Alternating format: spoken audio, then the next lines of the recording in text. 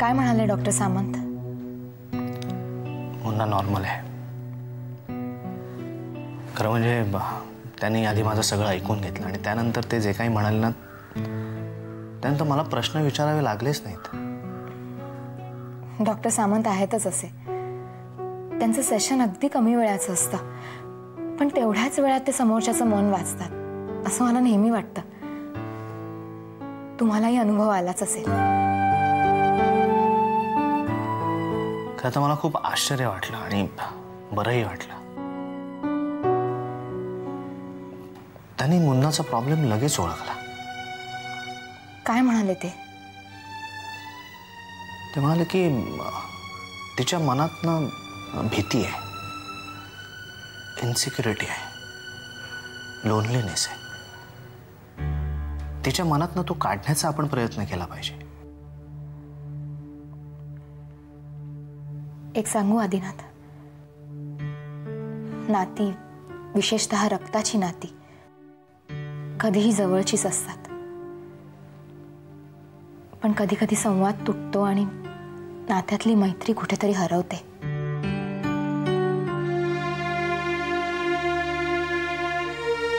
प्रियाचा खूप जवळचा मित्र तिच्यापासून दूर गेलाय, म्हणून तिची ही अवस्था झाली.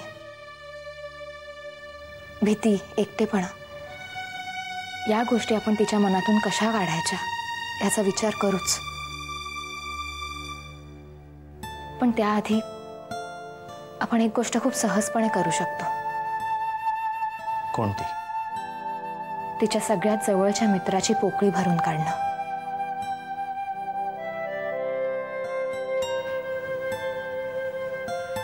स्वप्नील हे करू शकेल. नक्की करेल. आपल्याला हे माहीतही नाहीये की त्यांची मैत्री नात्यात बदलेल की नाही, पण तोपर्यंत आपण नात्यामधली मैत्री शोधूया.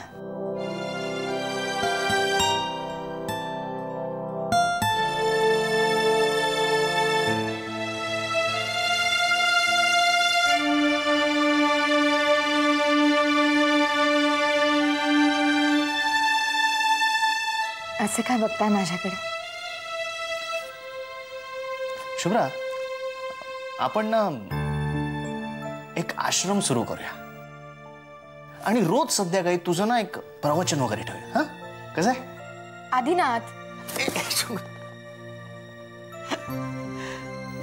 शुभ्रा, तू माझी बायको तर आहेसच, पण त्याही पेक्षा माझ्या मनातलं ओळखणारी माझी खूप जवळची मैत्रीण आहेस. काय म्हणतो, आपण आपल्या या नात्यातली मैत्री जपूया, पण थोडा वेळ या मैत्रीतलं नातं जपूया. चालेल. खरंच? खरंच.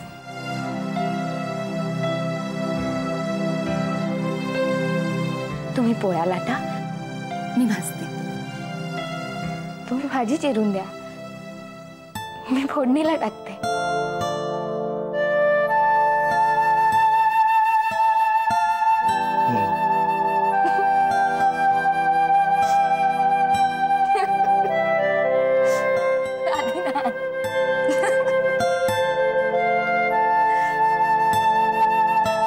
चला लाटूया पोळ्या.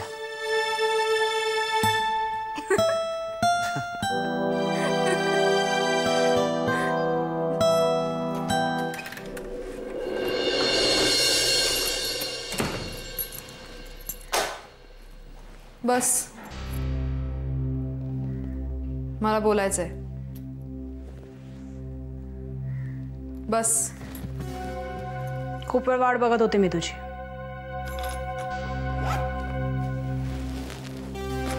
काल मी घरी आले तेव्हा तू नव्हतीस. मी रात्री उशिरापर्यंत वाट बघत होते तुझी. आज तू गेलीस तेव्हा मी घरीच होते आणि परत आलीस तरीही मी घरीच आहे. मी आजच्याबद्दल बोलत नाहीये. गेले काही दिवस काय चाललंय तुझं? कुठे जातेस तू? काही कामानिमित्त बाहेर जावं लागतं. थांब.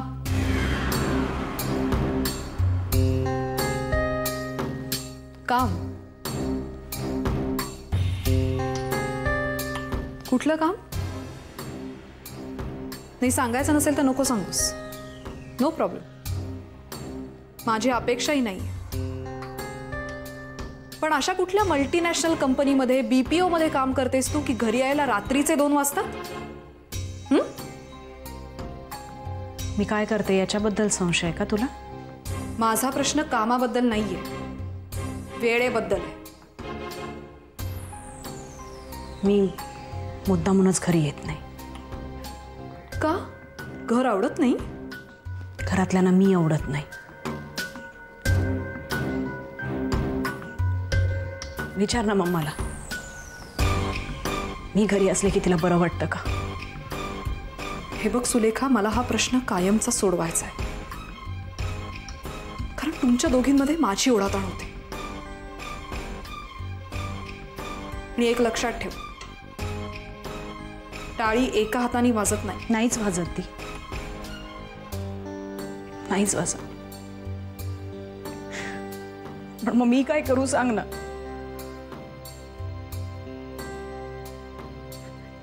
टाळी द्यायला काय आणि घ्यायला काय? मी हात पुढे केला की मी तो उगारलाच आहे असं वाटतं तिला. हे बघ लेखा, मी मध्ये विश्वास दिला की त्या तिला आवडत नाही.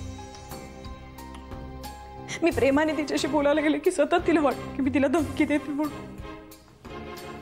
मी काय करू सांग ना तू? ती अगं पण म्हणून दिवस दिवस घराच्या बाहेर राहायचं, उशिरापर्यंत घरी यायचं नाही, हा उपाय नाहीये ना. मला तुझी बाजू पटते, तिची पटते. मला याच्यावर आता कायमचा तोडगा हवाय. एकच तोडगा आहे, मी घर सोडून जाणं. म्हणजे दिवसभर मी घरी राहिले तरी मग मला प्रॉब्लेम नाही, आणि रात्रभर घरी नाही आले तरी तुला प्रॉब्लेम नाही. ती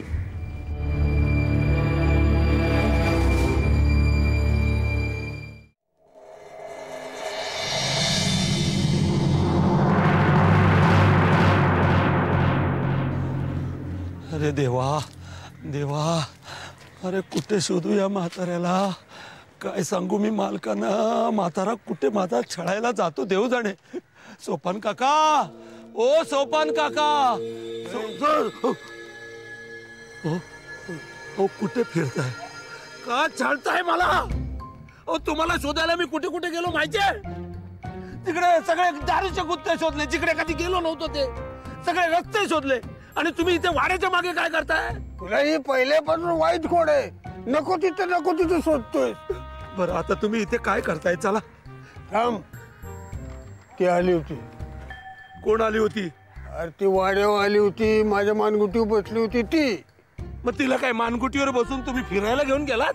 तिनं मला मानगुटीवर घेतलं आणि फिरायला नेलं. कुठे? मसनाजवळ. चला आपण वाड्यात जाऊया. चला. ए वाड्यात नको. का? हे असलं बोलणं वाड्यावर केलेलं तिला खपत नाही. हो पण तुम्ही आता हे बोलणं आहे ना, ते मला भीती देते. चला. थांब थांब थांब थांब. ही समजी गोष्ट तू दिनेला सांगितली? नाही सांगितली. तुम्हीच सांगितलं ना सांगू नको म्हणून. मग उगाच विषयाची परीक्षा कशाला घ्या? पण तुम्ही त्यात थांबलायत. चला ना वाड्यावर, चला ना. अरे ती इथे येईल म्हणून थांबले. आणि ती आली तर सरळ वाड्यात जाणार. तिला कोण अडवणार? ती सरळ वाड्यात जाणार, तिथेच मुक्काम ठोकणार. का पण? कारण तिला आवडणारी गोष्ट वाड्यात आहे. काय आवडते तिला? अरे तू तिचा आवडता आहे. हो खरे. का चाहतोय मला? मी काय गुन्हा केला? अहो मी कधी जिवंत बाईच्या वाटेला गेलो नाही, ही का माझ्या वाटेला आली आहे?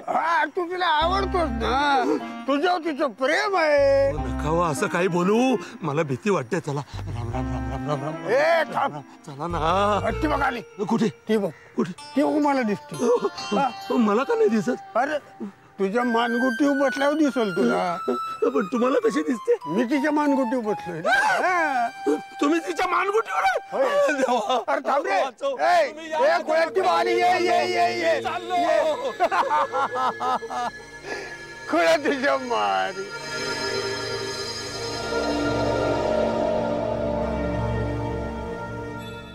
नाही नाही, तसं काहीही नको.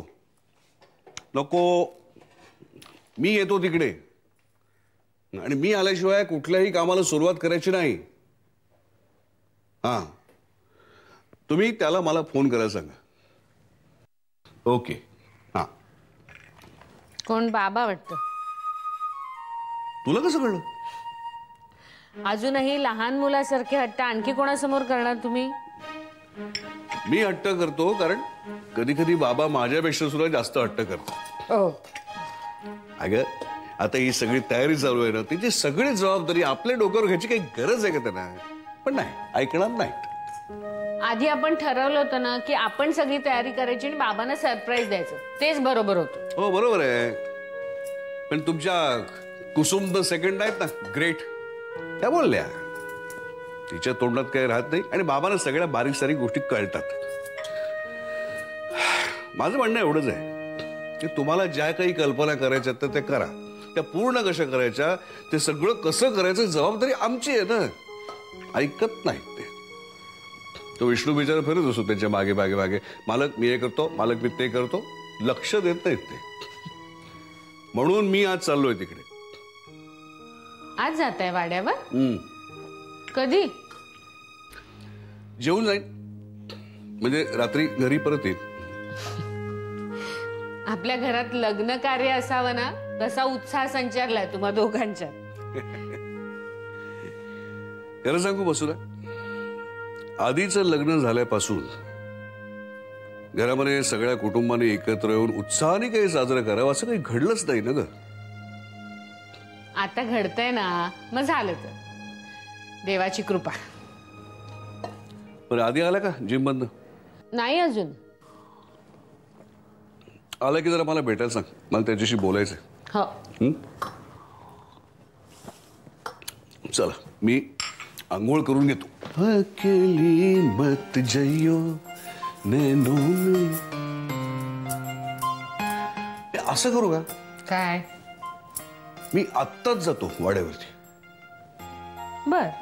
हा, आणखीन एक, सगळ्यांना एक निरोप दे.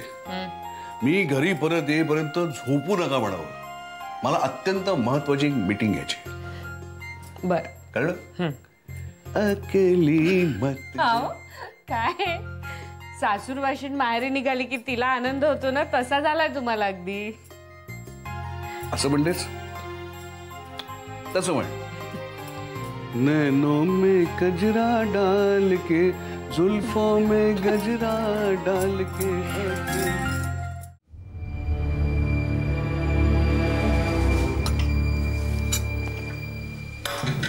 दी, मला निघायचंय. दी, मला फक्त 5 मिनिटं हवी आहेत तुझी.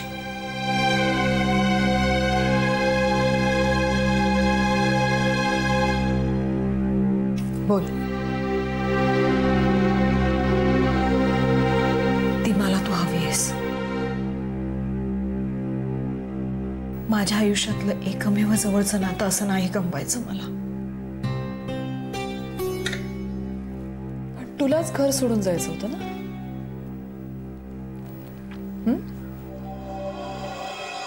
चुका कळतात, पण कळलेल्या चुका समजून घेणारही कोणीतरी असायला हवं ना.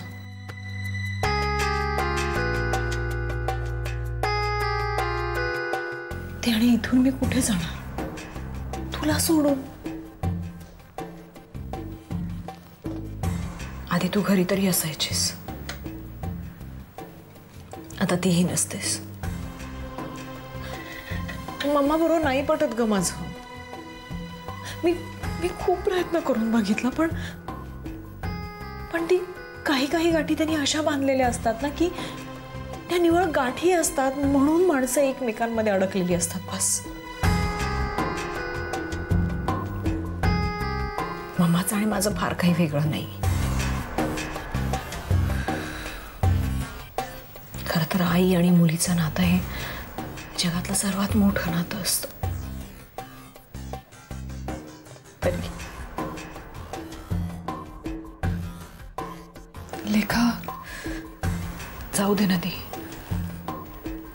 तुझा तुला उगाच उशीर होईल. इकडे बघ. तुझ्या डोळ्यात पाणी असताना जाईन का मी? खूप स्वप्न बघितलीत का मी तुझ्यासाठी. असं वाटतं की तू सुखी व्हावंस, लग्न करावंस, संसार करावास, आनंदी व्हावंस. आनंदी? तू झालीस आनंदी लग्न करून?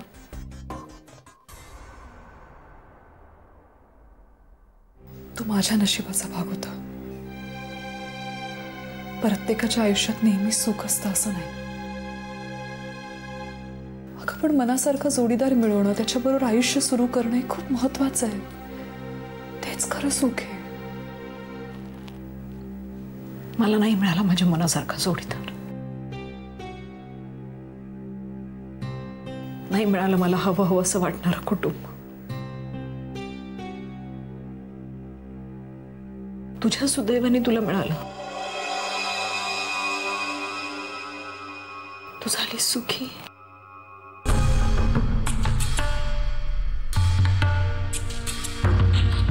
माझं सोड. सावरलंय स्वतःला आता. खूप कठीण गेलं,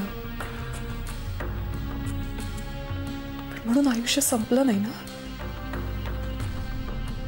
रिकामं मन सैतानाचं घर असतं लेखा. म्हणून खूप बिझी करून घेतलंय मी स्वतःला. तुझंही तेच होतंय. असं नको होऊ देऊस. गुंतव स्वतःला कशात तरी. मी शोधू का तुझ्यासाठी काहीतरी? नाही नको. मी घेतलंय स्वतःला अडकव. कशात? आहेत, सांगेन तुला. काही प्लॅन्स आखून ठेवलेत मी आणि त्या दिशेने प्रयत्नही करते. कोणते प्लॅन्स आहेत? पूर्ण झाले की कळतीलच ना तुला. आणि तुला माहिती आहे ना, मी काही आखून ठेवलेलं असलं की ते पूर्ण होतच असं नाही. म्हणून नंतर सांगेन.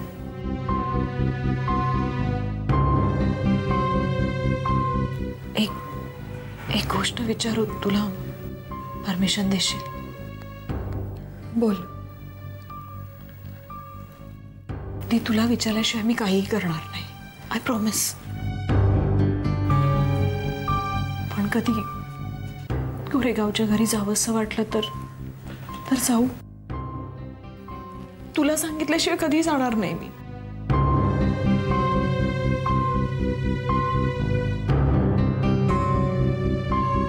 देवाने एक नातं दिलंय विश्वासाचं. आता ते नाही गमवायचं मला.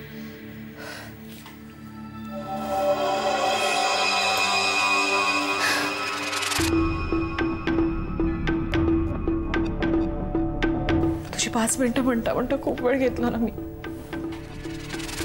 तुला उशीर होईल.